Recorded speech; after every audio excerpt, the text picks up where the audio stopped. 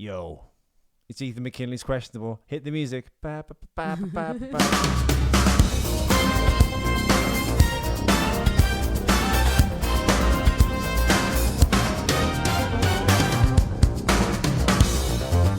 Just so everyone knows, welcome to the show, everyone. I'm Ethan McKinley. This is Questionable. We are speaking to TAL MORDEHAY. Is that how you say it?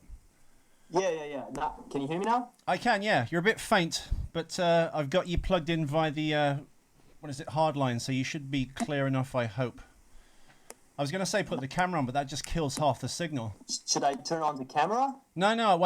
If you want it for a second, but it's it usually uses up so much bandwidth, you lose sound. We can if you want to. We can try it. Dude, I'm like, I'd rather not. I'm not the biggest fan. That's okay. Anyone that's listening, Tal is a stand-up comedian and the co-host of the Losers Venture podcast. He's from ASHDOD in Israel, which I wouldn't ever associate with stand-up comedy. So your struggle and your story was quite interesting to me. I listened to you on, is it the Green Art podcast, and it was. I found it really engaging and interesting that you're having this trouble that, a bit like me almost, our stories almost, I guess, are a template of each other. We went out to LA, we tried stand-up, we've done a bunch of open mics, and then you obviously hit the brick wall of, I can't stay here longer than 3 months, of course, and if you did come over there, you'd need a work visa. I'm not entirely sure. Like, I know you have an interesting story yourself. Like, you went there, you spent much more time in LA than I did. Yeah. I mean, anyone that's listened to the show knows this, but I kind of went out there basically for acting for pilot season. I tried stupidly thinking I could get a job anywhere. I mean, you mentioned this. I went in to wash dishes. I tried to get a bar job. I tried to be a waiter. I applied to be a fluffer on a porno set, all off Craigslist. The last place I went into on Sunset, as I was a fan of comedy, I went, you know what, I'm going to try the Comedy Store. And I went in there and I spoke to Adam, the manager. I met Red Ban in there on one of the open mics. Tony Hinchcliffe I saw in there. Oh, God, where do we start? But basically, they couldn't give me a job, but they thought I was quite funny and interesting. So they said, do the open mic stand-up show. So I did that, and I did a bunch of them. But they couldn't employ me, and that would prevent me, obviously, from going back there, because you need if you went over there for acting or comedy, if you're a professional, you'd need an entertainment visa, an O1 visa. If you were going there as a regular Joe, you'd need a regular work visa, but they wouldn't give you a regular work visa unless there was like a professional job attached to it, not a dishwasher or anything like that. So how do you go about getting an entertainer visa? Or whatever? Well, entertainment visa, it's... for anyone listening, of course, including you, Tal, you need 11 letters of recommendation. Yeah, for people in the entertainment business that you're trying to enter. You'll need 3 to 5 deal letters. A deal letter essentially is something that promises there's a job waiting for you when you get to America. So you're not going to, I guess, suck off the, well, poor choice of words, but drain, I guess, their welfare resources, which you couldn't. So basically, let's say I was in America, I was writing a musical, I say I'm going to employ Tal for 2 years. The show's going to run for 1.5 years, and we're going to rehearse for 6 months. That would cover 2 years of your 3-week work visa. It's that kind of stuff, basically. Obviously, very fiendishly difficult to get. Now, the only problem with that entertainment visa, Tal, is, of course, once you got there, you could only do entertainment work. You couldn't do a bar job. You'd still be in the same boat as you were if you just went over there as a visitor. What if you're a bartender and you're really funny? That doesn't fly. Exactly, that's what you... Yeah, try pulling that off in the visa offices. I don't know. I mean, so basically that means, I haven't even delved into that. So really the two options one has is either blow up in their own, like wherever they are, if it's the UK or Israel or Germany or wherever they are from, or go to the States, which is very unlikely, and impress somebody to the point where they go like, dude, I have a job for you. You're the shit. Stay here, don't go anywhere, and I'm going to work out like something. So that's very unlikely.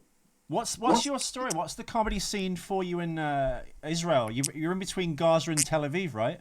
Yeah, that's true. What a spot to do comedy in, at least. I mean... I live in what I like to refer to as the asshole of the Middle East, and It smells like it for sure. So yeah, I live in Ashdod. It's not that small of a city actually. It has the mentality of a village, but the population of a medium-sized city. Let's say in UK numbers, it's like 300,000 people. So it's not a small place. No.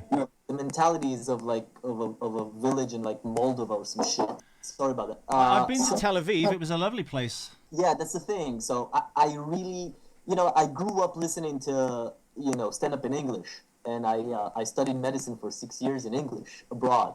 So when I started doing comedy, like my first open mic was in English. So Yeah. I'm really not even trying to do stand up in Hebrew, just because it's not like there's no stand up scene. It's quite developed. We're Jews after all. Yeah. But I'm just, it doesn't sound good to me. And also, there's not much, like, the country's small, like, the population is like 8 million. Even if you're the biggest, you're like the shit, and you don't do super mainstream stuff, you're going to be struggling financially, you're going to be struggling with like, career-wise. So, to be honest, I wasn't even thinking those terms when I started. I love listening to Dave Chappelle. So I love listening to CK or Patrice O'Neill or whatever. Yeah, he's my favorite. Yeah, so I kind of wanted to do what they're doing and kind of talk about, like, the topics I try to, talk about on stage are I'm very influenced by what's going on in the States rather than what's going on here. Because here it's been going, like, it's the same shit for 3,000 years. I mean, there's not much to say that hasn't been said, and it's so fucked up and crazy, batshit crazy what's going on here. So, it's a great place to do comedy or come up with very interesting premises, but you're gonna offend a lot of people. Doesn't matter what you say. Yeah. Doesn't matter what you say. Like, half of the population is gonna be like, he's super right wing, or he's super left wing, or he's like, whatever. It's becoming big in Israel to scream misogynistic about anything or anti-Semitic about anything. It's not a great place to really kick off a successful stand-up comedy career. Well, I think that's the case in Western countries as well. Though you've got this very like college age mentality now coming in, where everyone's kind of like a white knight or a social justice warrior, and everyone's kind of like panicking to do the right thing. We've got an all-female Ghostbusters. Everyone's, we need a black James Bond immediately. All these immediate changes have to happen. Anyone that steps out of line or has an alternative point of view, especially if you're a comedian, I think you're instantly like slapped down. And I think you mentioned on another podcast that like Joe Rogan, of course, is great because he listens to all points of view, whether he disagrees or agrees with them, and lets the person have their say. And I think there's very much a climate now in media and education where if you have an alternate opinion or you haven't quite caught up with, I guess, the social evolution or the opinions of whoever, you get slapped down or sidelined or censored, which is the worst thing because it's like it's beyond free speech at that point. I think it's just it's fascistic. I mean, that's another word that's been thrown around, at least in Israel. If you don't go along with what is called progressiveness, yeah, which encompasses, I don't know what exactly, what is it, and who can any, is there a definition to that? I don't know what that means. Or like in Israel, it's a big thing, like a right wing, quote unquote, or left wing. Like, why do I need to choose a side? I have some opinions that are considered like I'm liberal for sure, but some things are considered conservative. So what am I? I don't want to choose. Well, objective, hopefully, you take a little piece from here, a little piece from there. I think that's the case with it's America as well, isn't it? You've got a two-party system, and that's why they're in this perpetual kind of like interlocked battle of like, who pick the best side, when, some liberal ideas are great, some conservative ideas are great, but you can't ever kind of like marry the two or be kind of somewhere in the middle. You get, like you said, accused of flip-flopping or not like choosing a side. I mean, to be honest, when it comes to comedy, somehow, I'm sure a lot of comedians fear. I know that there was a big-time comic in the UK. I don't remember his name, but he was called out, like, he almost got his career ruined quite recently about, like, whatever. He said something. It wasn't, like, racist or anything. It was, like, not very progressive or whatever. So, but I feel like a lot of comedians are afraid to speak their mind. But on the flip side to that, there's some comfort when it comes to comedy, especially stand-up comedy, because if you say something and it's funny, you make people laugh, you're on the right path, right? I mean, even if you say something that's fucked up, but the audience feels like he's just experimenting, he's just fucking around, he's not serious, he's not trying to incite violence. This guy's on stage and he's making a point, and people really laugh. If they don't laugh, you're in a bit of you're in shambles, as you like to say, but you're in a problem. But if they laugh, you're halfway there. There was the Tracy Morgan situation, wasn't there, like 4 years ago, when he said if his son was a faggot, he'd stab him. And everyone, there was an uproar about it and stuff. But it was kind of, he was doing his act on a comedy stage. And I think people get the persona confused with the person sometimes. It's not necessarily your opinion. When you're talking about or highlighting issues and things like that, you're actually kind of... You know what? But my point of view is very easy when it comes to that type of stuff. Who cares what Tracy Morgan says? Who cares what he says? Yeah, but you're a balanced, educated, and intelligent person. Most people aren't. Dude, if he was a politician, I would be like, okay, this guy has a policy. He's trying to, like, I don't know, make new laws. He's in charge of, like, a lot of money, you know? But he's a dumb comedian. And if you'd ask Tracy Morgan, he doesn't take himself seriously either. No, I know. But it's just the attitude that people, like, want your head on a stick. They want you to lose your job or your position or make you pay and apologize. Like, I mean, well, Glad grabbed him as a spokesman, the gay and lesbian groups. And also, I mean, you know, Burr talked about it on I don't remember where, but you know what? Okay, let's take Tracy Morgan. You know, maybe he offended a lot of people. He said some fucked up shit. I'm not saying he's like I'm behind stabbing gay people. Of course not. That isn't that. Well, and neither's he, is he? It's. But isn't that a bit old? Like, who cares where people put their dicks or vaginas? I simply don't. Why would anyone care? I don't get that. But you know what? Whatever. Tracy Morgan says some ill. Okay, but a lot of comedians are considered to be progressive or very left-wing or social justice warriors or whatever. Dude, how many of them can you name right now? How many that are funny that you're like, listen, I don't care about his politics. That motherfucker or that bitch is really fucking funny. Who? Name one. Name one. Just name one right now. Go ahead. I don't know any. I don't know any. Seriously, name one super ultra progressive guy or girl or lady that is really funny.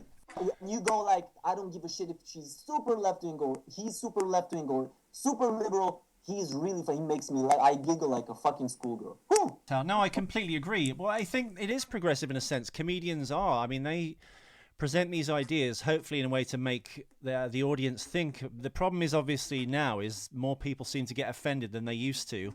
And because you've got, I guess, the internet, the very thing that's making this show possible, everyone has a voice. Everyone can, say their piece. And if you're in a position to go after someone in a position of power, they perceive a weak person, they go after you. It's this kind of like crowd mentality. I think Carlin said it, didn't he? He said, never underestimate the power of stupid people in large groups. And it's, yeah, I mean, he's one of the greatest. All his stuff is still current, even from 20 years ago. It's all coming true, all the things he was warning us about in his last 2 or 3 specials. Listen, dude, 50, 60 years ago, you couldn't say tits on stage in America. Can you believe that? No. Well, Lenny Bruce obviously broke those boundaries, didn't he? Yeah, but it was 50, 60 years ago. It wasn't like 300 years ago. People forget how long we've come.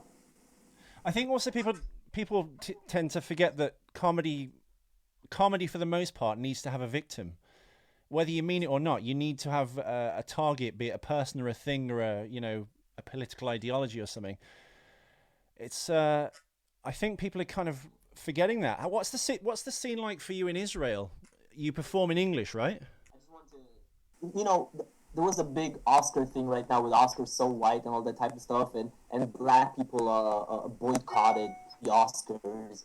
Like Jada Pinkett Smith boycotted. Like someone gives a shit she didn't attend. I don't think she is. I don't think they are though. I don't think they are getting sidelined, are they? I think black people make up for about 15 to 20% of the population, and therefore you've got a predominantly white run No, but what I wanted to say is like entertainment. some people like were asking Chris Rock to boycott, and he's like people don't understand. Chris Rock is 60% comedian, 40% black. And Yeah. he's like, no, my job is to talk about things that might not feel people other people might not feel comfortable talking. That's my job to dissect those things. So he went on stage and he killed. He was in a not a very comfortable position. And what he said, I think like the subtext of his okay, he was funny and everything, right? But the subtext of his monologue was he was like, okay, black actors should get an opportunity like white actors. Agreed. And but then he was like, by the way, Kevin Hart is here. Kevin Hart makes a movie every month. Porn stars don't make a movie every month, Kevin. So he was making the point that here you are. This is the biggest black star in the 21st century, arguably, and he's making his movies are so bad you couldn't even like nominate all of them together combined. He couldn't get one nomination because he chooses to do fucked up movies. So it's like we have some fault too. He didn't say that out loud, but that's the subtext of what he was saying.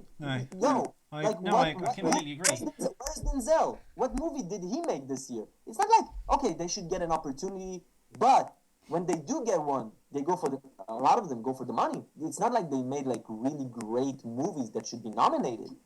It's also worth bearing in mind as well, Tal, that I think the Academy are a bunch of like crusty old white people. Oh, for sure. And this will change as a matter of course anyway. It's this like need for change, I guess, right now. It is like things don't happen that way. I guess you need to that generation has to die off. I'm sure it's the same where you are. It maybe was very strict 40 years ago, and things are getting better and better. More like Tel Aviv is like very cosmopolitan, but it's like slap bang in the middle. It's next to Gaza, which I imagine is much more traditional and doesn't accept perhaps homosexuality or swearing or sex or drugs or rock and roll. They accept it if they're hanging off a tree or some shit. What's the scene like there out for you as a comedian? You perform in English, right? Yeah, I do. Actually, it's been improving lately ever since I started. I started not too long ago, and there's an open mic in English every day of the week, so that's pretty cool. Yeah, so I'm not. We don't have that. I don't have that luxury where I'm from. That is. You live in London, right? No, I'm actually in Birmingham. I lived in London for 12 years before I came out to LA. When I came back from LA, I was completely on fire, going, "Oh my god, I love comedy! I want to do it every night." I went into the Comedy Store in London, and it was like, "Oh, we have an open mic every 2 months." And you're like, "What? Excuse me?" And they're like, "Every 2 months." I was like, "Well, I've just been into the Comedy Store in LA, and like, they'll marry you up with like you'll go on before like Brody Stevens or like it was called Potluck when I did it." But like you'll get mixed in and you'll get to meet like legendary comedians. You'll see Joey Diaz at the store. You'll see Ari Shaffir, Duncan Trussell. You'll see all these people. And then, they'll come on like do the 8 o'clock, 10 o'clock, 11 o'clock, 12 o'clock shows. But up between 6 and 8, in every club in like LA, you can get on to a major club and do open mic. And London, it's much more of a kind of... How do you explain that? There has to be some sort of... They had an open mic and some people said really fucked up shit and then it went down the hill. What happened? No, I think it's a little bit like the Oscars thing with the Academy. I think London is very much... The entertainment of London is very much kind of run by like... I think old white people.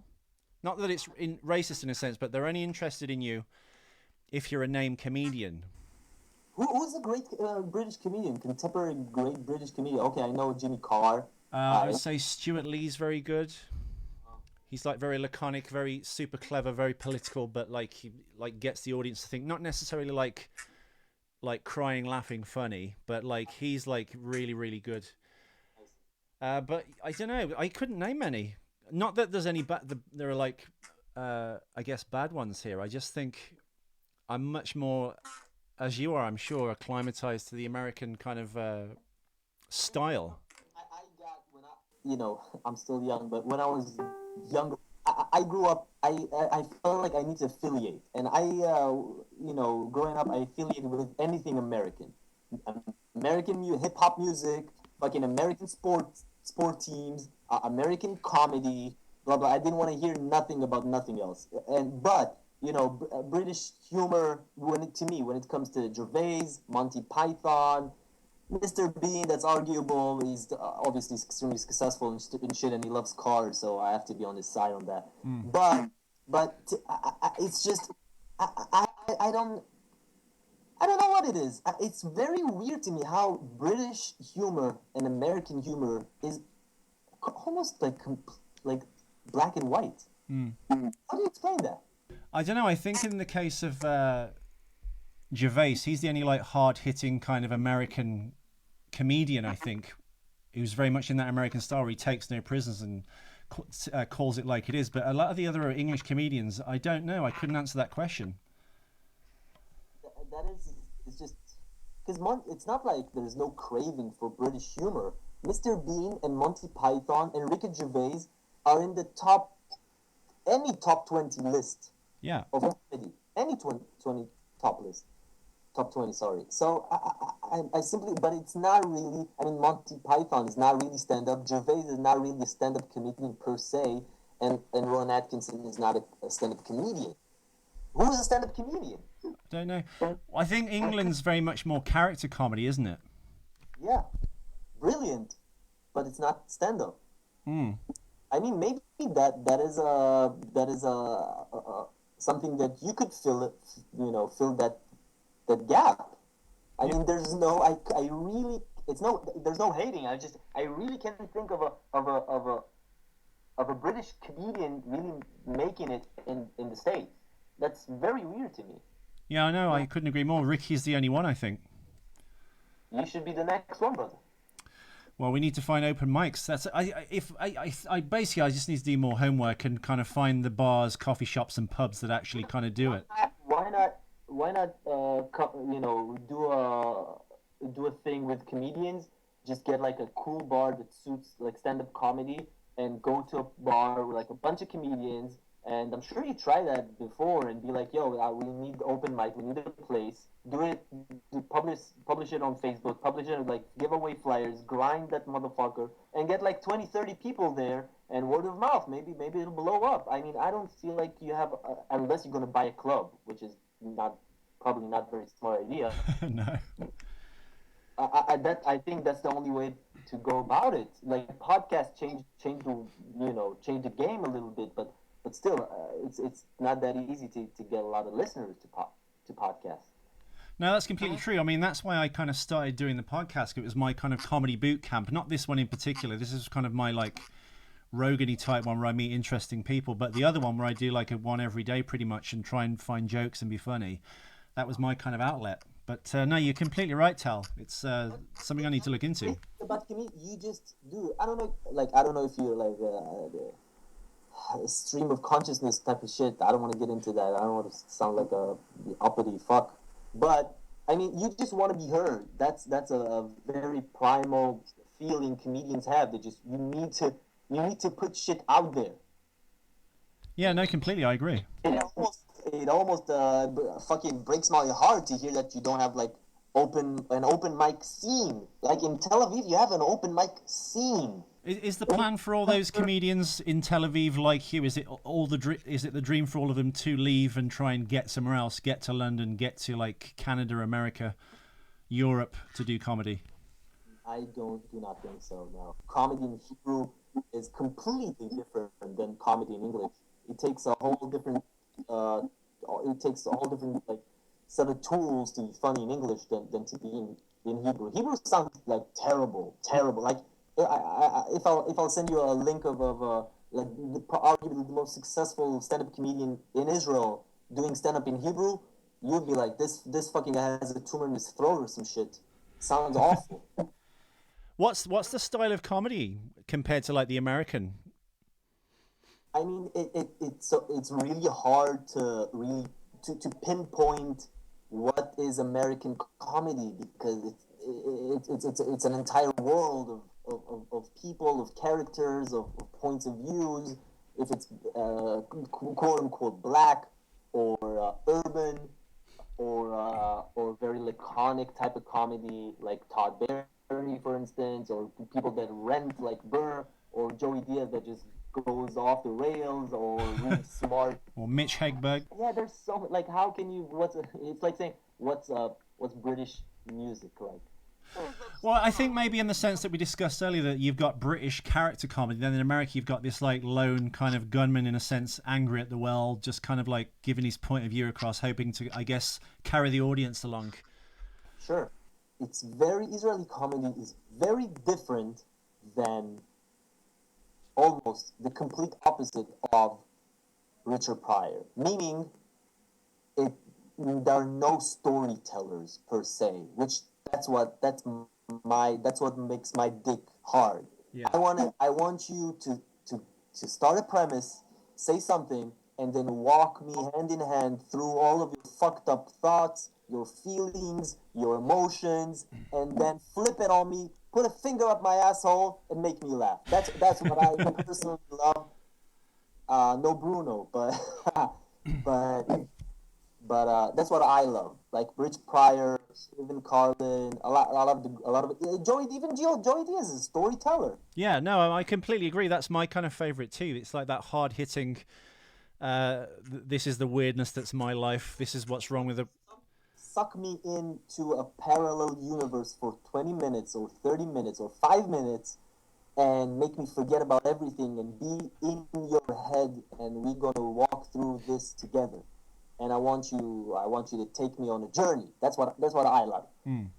Israeli comedy is not like that at all. It's very, very fast-paced, quick premises, about like, especially, it's very observational. Like, did it ever happen to you that you... I'll do it in Hebrew just so your listeners would understand what I'm saying. It sounds so bad. קרה לכם פעם שהלכתם לסופר פארם ונכנסתם והיה שם... It's like... Did it ever happen to you that you walked into a fucking CVS or Boots and you got to the shampoo fucking area and you like sniffed the shampoo and you're like, okay, it's kind of funny and stuff, but... Like a Gaza Strip Jerry Seinfeld.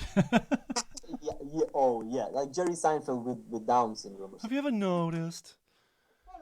No, but still, Jerry Seinfeld is the master of... If you're the master of anything, you'll be extremely successful. Jerry Seinfeld is the master of observational comedy. But those guys, most of them, they do observational comedy, and they're like, da-da-da, they finish their Boots bit that took 25 seconds, and then, did it ever happen to you that you drove down the street? You're like, what? I thought we were at Boots. Now we're in driving. What happened? And then it goes on and on and on and on and on for like, whatever, half an hour. And they take you from this place to that place. I'm not saying it's not good.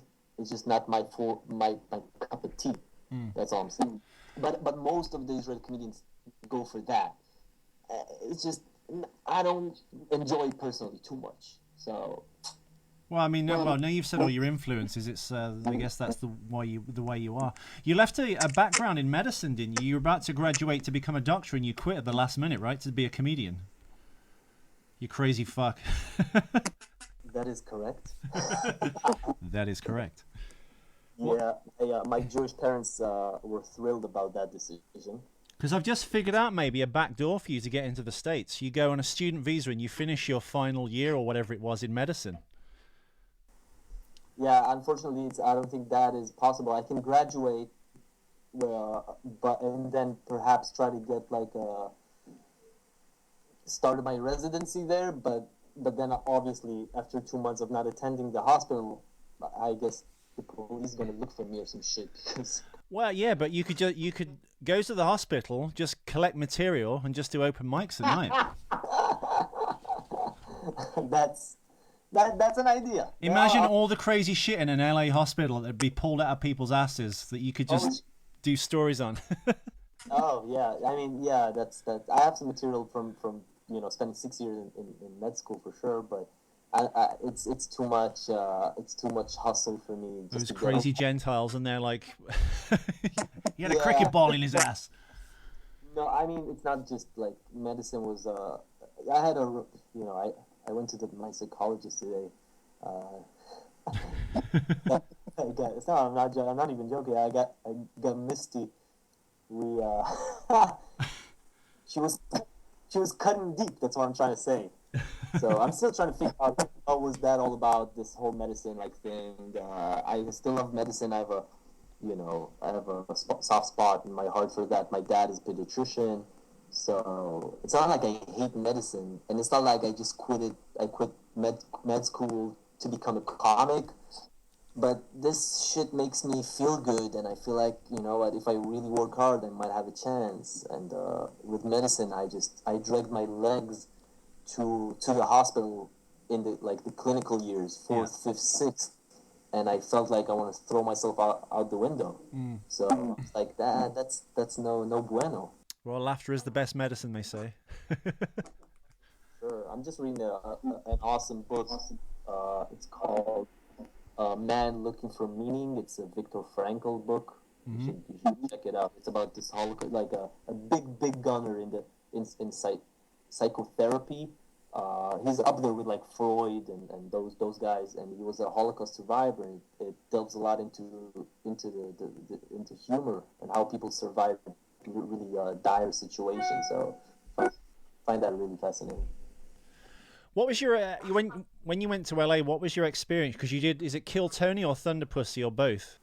I mean, what happened was this. I quit med school and I did like a couple of open mics, and then me and my buddy, my cousin actually, we were like, let's just fly, let's just go abroad and just have fun somewhere. And we thought about like Amsterdam or Paris. And I was like, I've had it with Europe. Let's fly. Let's go to the U.S. And the initial plan was to go to New York, and then I said like, I think I kind of want to. I need to trick this motherfucker into going to LA, so we'll go to. For real, that was how we. And I found like really cheap flight tickets, and then it was like, why LA? I was like, yeah, it's just fucking, it's nice weather and like, you know, good looking bitches and shit. And so we went to LA, and so I opened a Twitter account and I wrote to Tony that I'm coming all the way from Israel to do a minute on Kill Tony. And I guess it caught his eye. I mean, who writes this type of stuff except for like a lunatic like me? And then we got there, and I forgot all about that. And it's a Mondays, I think, Kill Tony, and you're supposed to go there at like 6 to sign up. Yeah. I forgot all about that. I didn't know even. So we were, you know, shooting the shit at the beach or whatever. Grabbed the pizza. It was like 20 past 8, and I got there 20 past 8, and I went to the waitress like I owned the goddamn place. I was like, oh, I'm gonna go on stage tonight. And she said, who are you? And I said like, oh, what do you mean, who am I? I came all the way from Israel to do a minute. What the fuck are you talking about? Like, I'm supposed to know. For real. And I'm like serious. I was like mad. Still have sand in my feet and shit. I was like all fucked up. And so she was like, I guess it's like Israel, like Jewish chutzpah.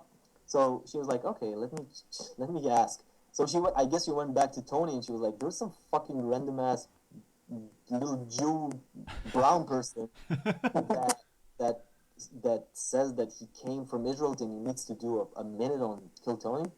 And so he came out. I put my name on the piece of paper, and they pulled my name out, and we chit chatted, and then I did like a minute.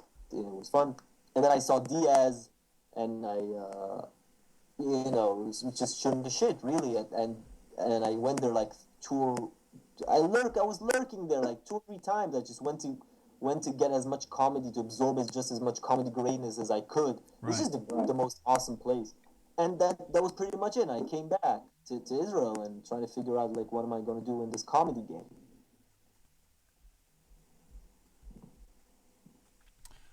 And what was the response? What? Come again? What was the response? How did it go down? Did it?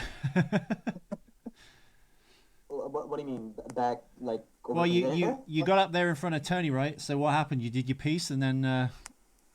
I did like a minute of the first bit I ever like did, and it's a much longer. I think it's a sickness. It's a disease of beginning comedians to really.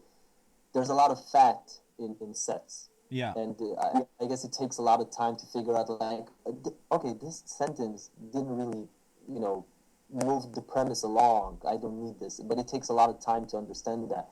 So my premise was my joke was really long, and I only had a minute to get into it. So it wasn't like the best set or whatever.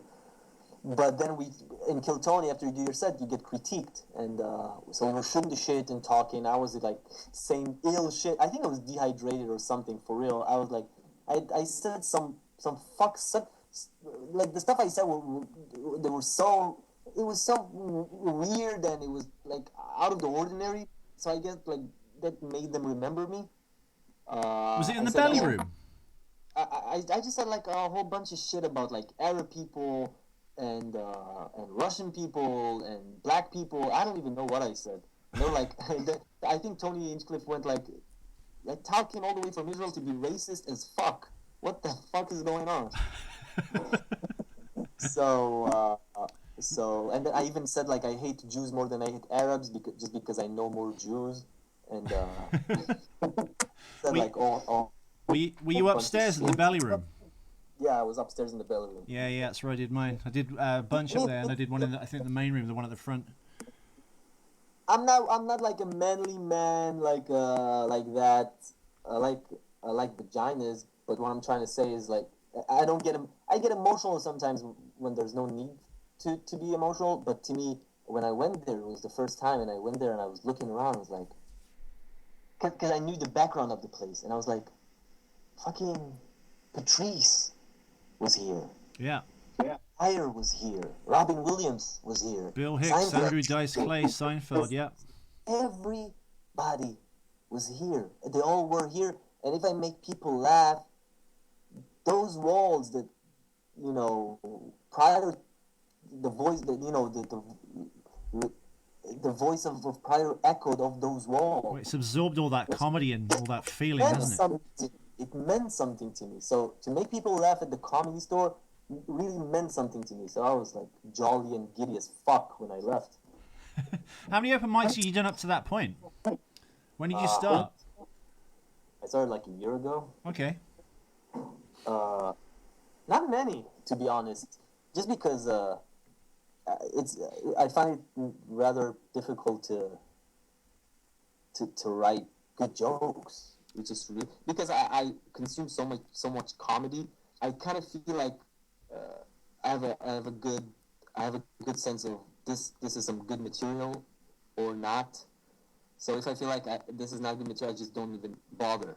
So it really takes me quite a lot of time to come up with good jokes, and especially when it's storytelling, you know, it takes a lot of time. So I haven't done a lot. Yeah. I haven't done a lot. Well, I think your podcast will be good for that, the Losers Venture, because if you're a member, of course, so you listen back to it. I've found that with mine, that you're documenting everything you're saying, and if you remember a good bit, you can go back and check out, oh, that sucked actually, or you can, you know, so. You know what bothers me? I don't know if you have that. I started like recording my sets just because it makes me sick to my stomach to listen to my own voice. Like physically, I want to throw up in my mouth. Oh, you'll get used to it. But I started doing it because I figured like this is the only way for me to improve. And so yeah, I guess you're right. And yeah, sometimes you come up with, it's very weird how our brain, like our neuron synapse, and you come up with ideas you never thought about just when you're talking to someone, anyone. It's very weird. I find it fascinating. Well, the stuff I did at the store that I pre-wrote just didn't work. And when I kind of like ran out of that, I went, oh, and I just started talking to people in the audience. That's kind of when I started making people laugh. So that's a great sign. Yeah, I think I'm like you. I have trouble sitting down actually writing this stuff out. It comes out of you. I mean, I get into trouble on Facebook constantly by writing things. There's like a big TV show in England called EastEnders, and I'm not kidding you. Like. If you want to talk about diversity, there was a dwarf in a wheelchair with an oxygen tank as a series regular on EastEnders. I'm not even kidding. And I wrote on Facebook, "Dear acting, what am I doing wrong?" There's a dwarf with and I got into tons of trouble over that. But I'm trying to be funny. I think a lot of people get offended by stuff and they don't see that you kind of point out the ironies of life sometimes. Listen, I think I talked about this type of stuff. Like, I remember what it was. I don't know if a lot of your listeners are going to relate to this, but because you need to kind of be an NBA geek. But there was an NBA coach, an Israeli NBA coach, who coached LeBron James until not too long ago, And when he got fired for no apparent reason, because like, we're doing pretty well. And my co-host in my I do the podcast with, she asked me, because a lot of Israeli sports journalists said like, this is some anti-Semitic shit, or at least it was written like on the web and stuff, and they really thought that that's a possibility, that it was an anti-Semitic thing behind it, and it made me think like, there are a lot of people that wake up in the morning and they're going to twist the fucking hand of reality to fit their agenda. So there are some people that anything you say that has anything to do with Jewish people or Israeli people, they're going to scream anti-Semitism. There are those It's people looking to be offended as well, isn't it? It's them being able to affect your life remotely. They look for your post to get. They don't. I don't understand why it's so difficult to think that someone is just trying to make somebody laugh. If you go back and you listen to all the greats, they said fucked up shit, but at the same time, the great bits really made you think about something. They expanded consciousness. Completely. So you know what? I don't want to hear comedians really being bitch moaning about how difficult it is, but it is difficult. It is difficult, especially when people come at you when you don't feel like you weren't trying to hurt no. It's like, what, you don't feel me. You don't feel what I'm trying to do. I'm not trying to make you go out with a stick and hit a bunch of people. I'm just trying to make you laugh. And if you come with such a negative vibe, it's incurable. I cannot help you. I think it's sometimes also stupidity. If people aren't very smart, they kind of like get offended. I think also when you're being a bit cheeky with your friends, perhaps I think I'm guilty of this, is like, if I like someone, I kind of take the piss out of them a little bit. Usually, for sure. Yeah, usually if I'm out somewhere and I start being polite and nice to someone, and they go, "You don't like them, do you?" And you go, "No, I don't actually," because But people don't see it that way. They get offended, and it's just like, no, I'm not comfortable with you. I like you. I'm just having fun with you. And some people just don't. Yeah. I mean, but that's an innate thing that a lot of comedians have, and you know what? I understand that sometimes you might cross the line. I've done this a lot, just because sometimes I have a funny thought in my head, and it just comes out. It has to. I really don't feel like, it's not just that it's not filtered, it just comes out of my mouth, and I don't even think about, like, to me, like my last girlfriend, I hope like a truck hits her or whatever, but never mind that. Seriously, I really do hope that. But like, I've been trying to get with her. I really loved her, and it took forever. So the first time we got into bed, gorgeous, beautiful, smart, intelligent, whatever.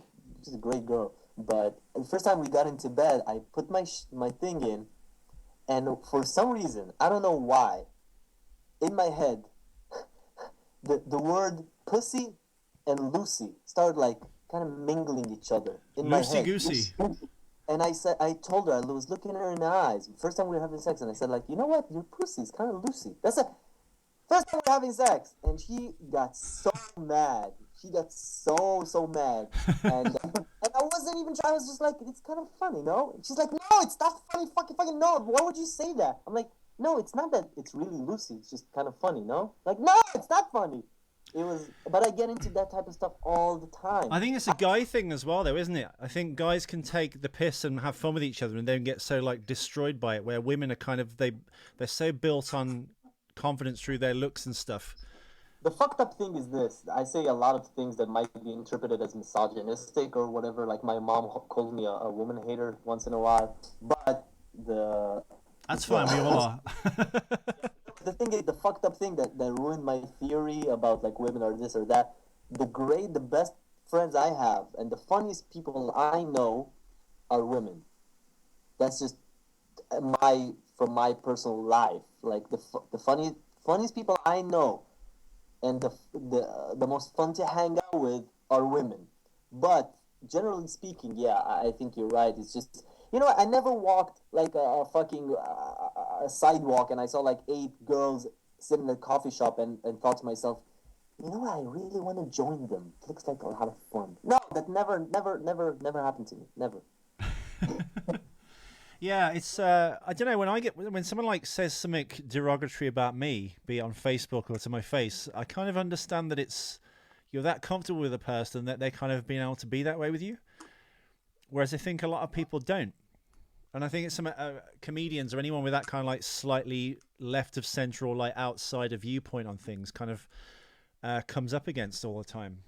But I mean, you know what? If you're really quick with your mind, and you can say, you know, the way you express yourself is very powerful, and I think it might be very intimidating to people. You know, the same way like you might be intimidated by some guy that's like really big or muscular or whatever, and a lot of guys are intimidated by beautiful girls, even though most of them are fucking dummies.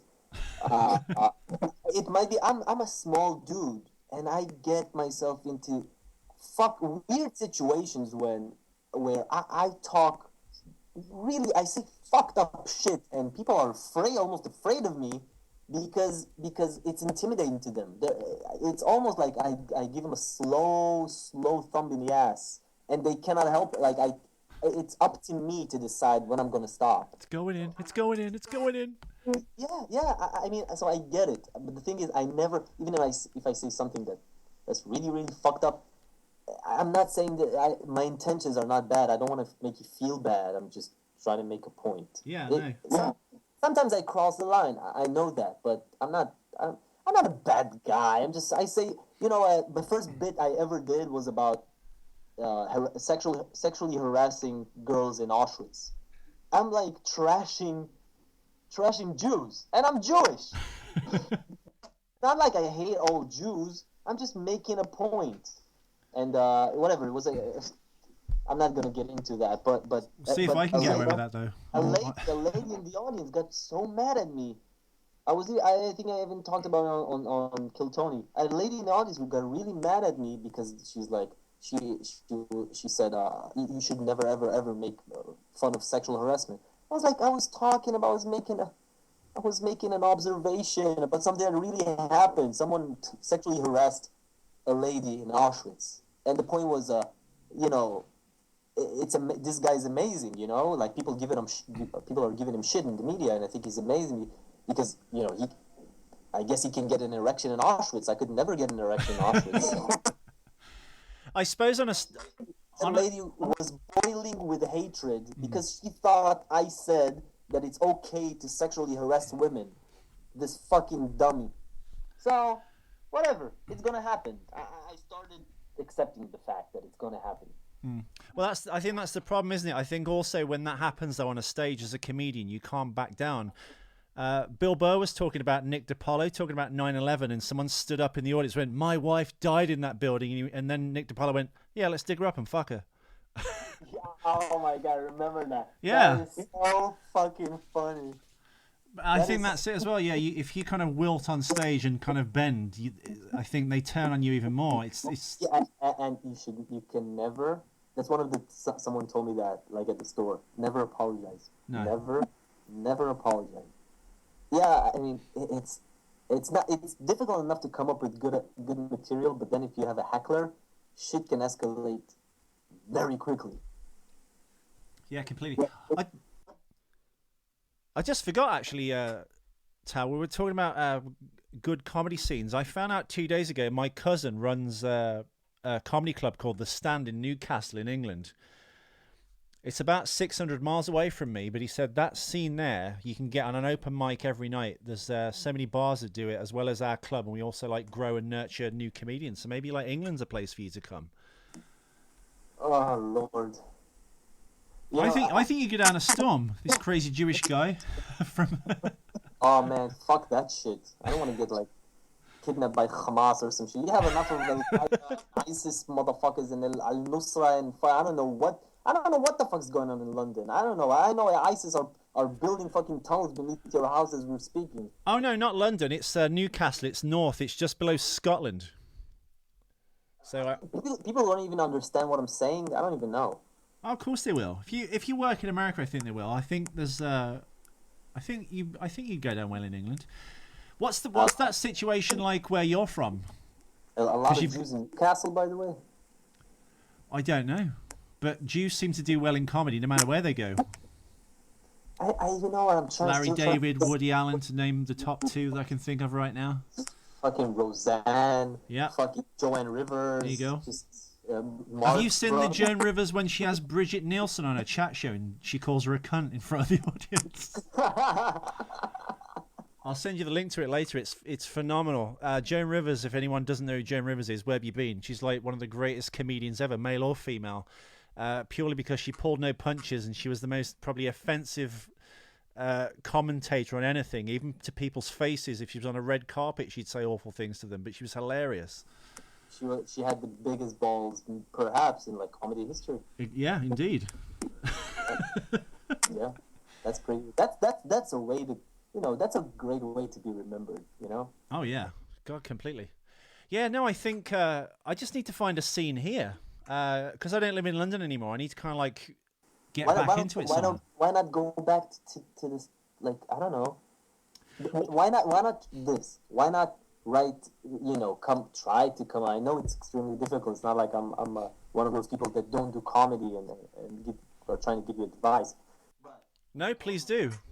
Pretty good material. Try to get like a really good guy or girl. I'm gonna be gender accurate or whatever. To film it and just try to somehow send it to somebody, and then I'm trying to figure this shit out myself. Well, it's finding your voice, isn't it? I mean, my friend that I started with, I think 3 or 4 years ago, he got paid for his first few gigs, I think, last week, and he's like 4 years in. So I guess he's hit his stride now, in a sense. But I think you've mentioned it before, and other comedians do. When do you actually find that voice? Adam at the Comedy Store said to me, "You'll keep doing this. You'll be nervous on stage. You'll keep blowing material. You'll try things. They won't work. Something will work. You'll add that bit to this bit."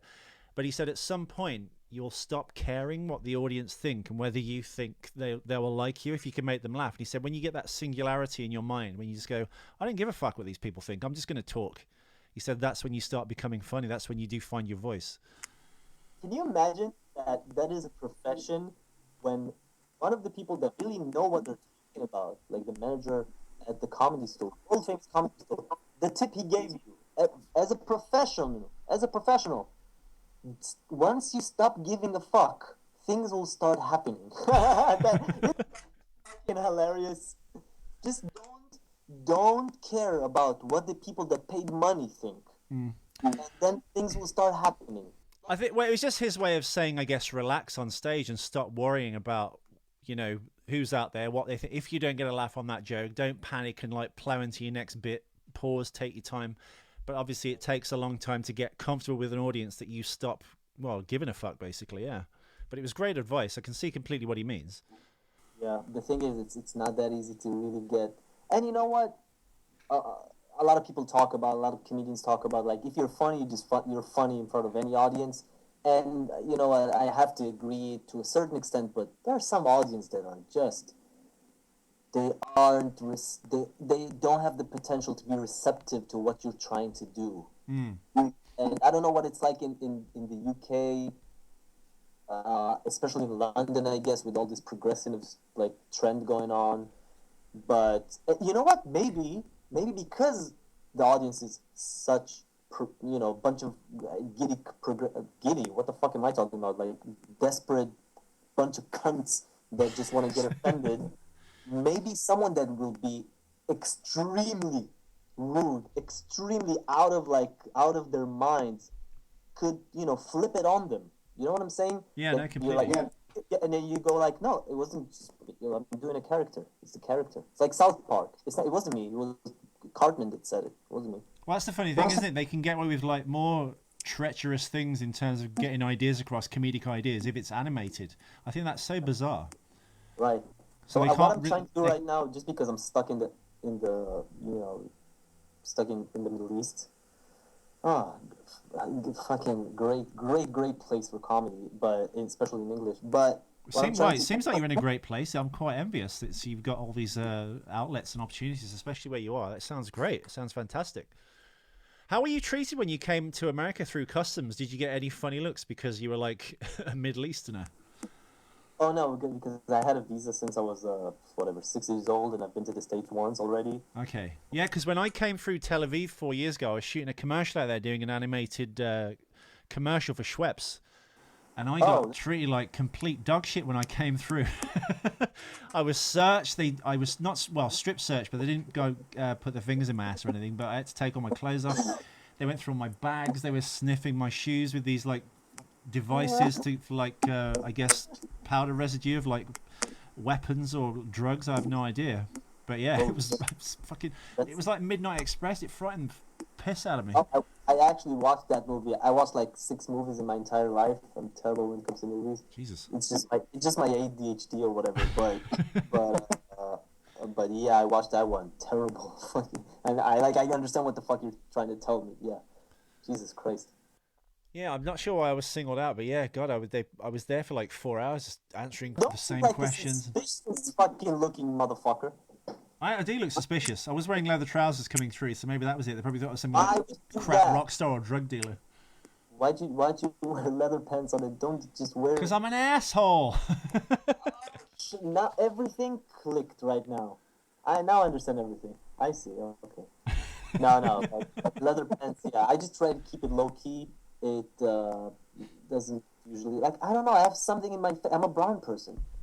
And I'm not one of those guys like, oh my god, brown person, I'm being fucking what is it?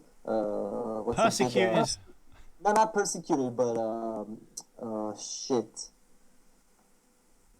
I don't even remember. I mean, like when black people are really being suspicious if they walk like around. Oh, profiling. No. Exactly. Yeah. I'm not saying that. I'm not being profiled or anything. I just have a fucked up face, I guess. That's pretty much it. That's all I'm saying. You like this generation's Jeff Goldblum, but funny. I mean, he's an actor, right? Yeah. Well, you said Osama bin Laden. I would have said more Jeff Goldblum. He's much better looking.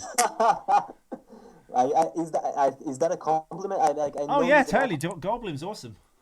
Oh, okay. Thank you very much. One of the most acclaimed actors ever. Yeah, no, Goldblum's awesome. He does some great movies. Goldblum is a very good name for someone that's trying to pursue comedy. Maybe I'm thinking about changing my name. Change your name to something really Jewish, like Goldberg or something Stein. Einstein. Yeah, there you go. Talinstein. I was going to say, before we wrap up, we'll do an hour, but I was going to say, to anyone that's uninitiated, what's your podcast all about? Well, my podcast is... I do it with a friend of mine, one of my best friends. We met in Budapest while we were attending med school. I went to med school. She went to vet school, and she's originally from Boston, and she lives in Israel, out of all places in the world, because her boyfriend's Israeli. So we're like, I'm Israeli, and I was born here, and I'm like, what the fuck am I doing here? Imagine what goes through her mind. She's like from like a beautiful suburb in Boston, so she's like, what the fuck is this shit? Like people getting stabbed in the street, and so we recorded a weekly podcast. It's called TLV, the Losers Venture Podcast, just because we're recording in Tel Aviv and we feel like losers, and we're on a venture. So that's pretty much sums it up, I guess. And we talk about a whole bunch of shit. Like we have very strong feelings about, like, we love anything from black music to how our week went, to comedy and whatever we were up to, and it's extremely random. We talk about just whatever we want to talk about. It's a really good show, I think. It's this week my nut popped out of my pants. I just had a huge hole in my jeans, a pair I didn't know about, and my nut popped out like in the first minute of us recording. So you hear like really random ass shit. I think that's what's good about not just your podcast, but many podcasts. They've got like because there's no structure and it's just a conversation. You're almost kind of listening in. It's got like this hypnotic quality to it. I think that's the kind of the strength of podcasts. And as you go on, you'll just get more and more kind of people like hooking into you and stuff. But no, it's a great show. I fucking love it. So yeah, subscribe everyone. I'll put links to that obviously underneath this and the show notes. That's cool. Thank you, man. It's been an hour and a minute, and it just flew by. And I have to give you props just because I was like, this guy's from England. I'm not gonna understand a fucking word he's gonna say, but I was it was great. I had like a lot of fun. We should maybe do it like. Maybe we should do this regularly. I mean, if you ever want to call in and like do a phone in and come on the Terminator podcast and chat some shit, it'll be great. I think we're all on this planet to help each other. If everyone holds hands and pulls each other along. Oh yeah, that's one thing. You know what? Before I mean, yeah, that's one thing. I talked to Victoria, my buddy. She's a badass looking bitch. She's great looking, but I call her like my buddy, whatever. But yeah, there's a thing in comedy that's like crab mentality. Not everywhere, but not with everybody. But there are a lot of people that feel like if someone starts succeeding, if I go up, that brings someone down. So Yeah, and that's the complete opposite. Especially if you look at like Diaz and Rogan and Redban and like the Punch Drunk guys. Like if one of them really like gets a stride going, it helps everybody. Yeah, and not a lot of people completely. feel that way in comedy. I feel. Well, I think they've all blown up because of each other, haven't they? Like the Death Squad stuff all kind of emerged from that kind of group in the last 4 or 5 years, and they're all now like national headliners, more so than they ever were. Tony Hinchcliffe is almost, I don't want to make him like a bigger star than he is. I barely know the guy. I met him like once or twice, but he's like really kicking it. Who was Tony Hinchcliffe 2 years ago? Yeah, no, completely. He was just another dude, and he's like everywhere. It's just having a connection to someone to kind of like pull you up a rung on the ladder, isn't it? Right, and it doesn't, negative energy doesn't help. You don't want to be around people that are all negative all the time about everything. Sometimes it's funny. There's comedy in tragedy. But if you feel like you want someone to fail, karma's a motherfucker. It's gonna bite you in the ass. So completely. yeah, I love it that people show love and help each other, and we can do this anytime you want. No, for sure, man. It's been really great. It's been great to talk to you. No, we should do this. Do like a 5 minute. How many people died in the Middle East this week? Section of your show. No, for sure. All right. Well, I'm gonna start doing the other one. I've been moving studios, so I've not been able to do the daily show for the last week or so. But no, we'll definitely have a call in. We should do like some podcast crossover. Yeah, that would be cool, man. But yeah, if you want to find Tal MORDEHAY, you can find him on Facebook. You can find him on Twitter. What are your Twitters and Facebook, Tal, or just your Twitter, depending on who you want to find you? My Facebook is like, I'm not very active when it comes to Facebook, just because it's owned by a Jew and I don't support those people in any way, shape, or form. But my Twitter handle is Talnaveh, TALNAVEJR, Talnaveh Jr. So hit me up, say what's up, and I'll send you dick pics if you're really nice. Yeah. Unless you're a really uptight girl who get really upset when I do that.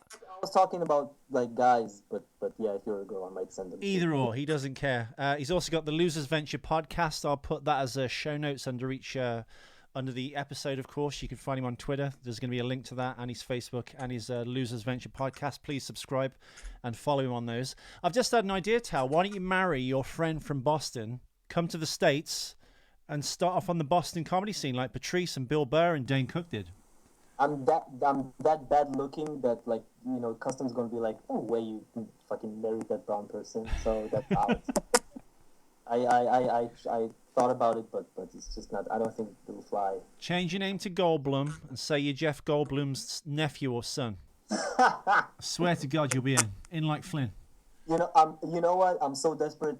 I might do that actually. You see. I'm not that desperate, but I'm just saying, if that's what it takes, that's what I'm going to do. Maybe I'll be the first transgender Jewish Middle Eastern comedian ever. Marry Bruce Jenner. Oh shit, Caitlyn Jenner. How dare you? How dare you? Yeah, the poor man's Jessica Lange. Yeah. You're not fooling anyone. Anyway, thank you for listening, everyone. TAL's comedy will be cropping up somewhere. We'll put links to it as and when it does come up. You can find him, obviously, at TAL Junior. Is that right? Yeah, I'll put the link is obviously under the episode. If you scroll down, you'll find it. Click there. Subscribe to the Losers Venture podcast on SoundCloud. And TAL, you beautiful man. I've had a great time. This has been awesome. Me too. Thanks for having me, man. I had a great time. Saturday's coming. Just as the signal becomes perfectly clear, 5 minutes before the end of the show. Oh, for real? But no, it'll be fine. It's going to be up in the next couple of hours. And yeah, dude, thank you. You amazing bastard. Come to England. You know what? If I'm coming, I'm gonna hit you up. The thing is that bitch I was talking about with the Lucy Pussy, she lives in Britain. That kind of makes me feel like I'm unwanted, but now I feel wanted again. So. Oh, you're wanted. Don't worry. There's 40,000 people, 40 million people here. Sorry, you know you won't. She won't find you. Don't worry. No, she's no. I don't think I'll cross again. No. If you do see a blonde girl with her pussy dragging on the floor, then that's my ex-girlfriend. They're on every street corner. They're everywhere. They're like 1 in every 10 girls in England is like that. Sorry, listeners. Tremendous. But yeah, dude, thank you. Thank you very much. You're awesome, man. Yeah, let's do this again. TAL MORDEHAY on Twitter, TAL Junior, TLV, the Losers Venture podcast on SoundCloud. Thank you very much for watching and listening. Of course, subscribe to me at Ethan McKinley's Questionable on SoundCloud, iTunes, Facebook, and if you click that red button underneath the YouTube video. Hit the button, motherfuckers. Hit the button. Yeah. Thanks, everyone. Bye.